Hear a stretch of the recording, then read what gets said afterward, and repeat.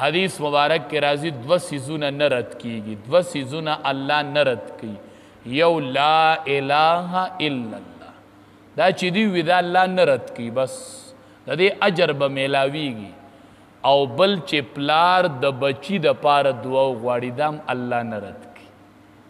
یو لا اله الا الله الله نه رد کوي، یو چې پلار د بچی د پاره دعا غواړي. اے پلارانو بچو د پارم ډېرې دعاګانې غواړئ.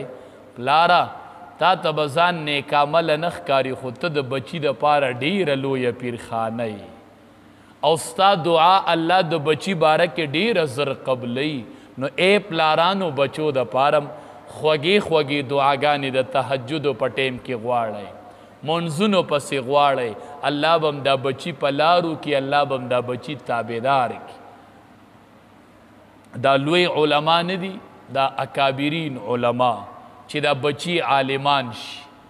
په پریکاتو کې تاسو لیدي نه دوی شپې مقرر کړي، نن شپه به دې بچي دپاره دعا غواړم، سبا شپه د پلانکي بچي دپاره، بله شپه د پلانکي بچي دپاره. دې شپې مقرر کړي، په هغې شپو کې خصوصي د بچو دپاره دعاګانې غواړي. دا خو داسې نه وي. نو پلارانو دعاګانې غواړئ، الله بم بچی حافظان کی او الله بم بچی عالمان کی. ستا دعا پلار ډیره پالوانه ده د بچی په حق کې، او بچی لم پلار لویه سرمایه ده. ځکه امام الانبیا فرمایي دا پلار چې دی دا د جنت د دروازو نه منځنۍ دروازه ده. بچیا دا د یوازې پلار نه دی چې ته ترې پیدا یې، ده ته چې کله نظر کوئ ای بچو خپلو پلارانو ته، نو چې ویني نو وای الحمدلله. امام الانبیا زما د دې پلار باره کې ویلي چې دا د جنت منځنۍ دروازه ده. نو الله دې زمونږ د ټولو آخره خاتمه په ایمان کې.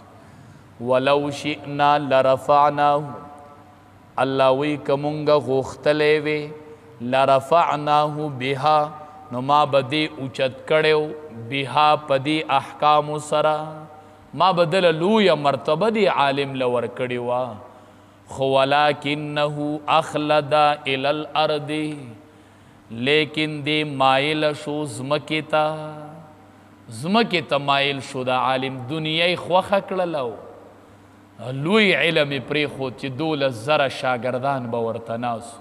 دې وجې نه علما وایي حافظ قرآن چې چاته وزیرېدو دا د قرآن بې قدري وکړله.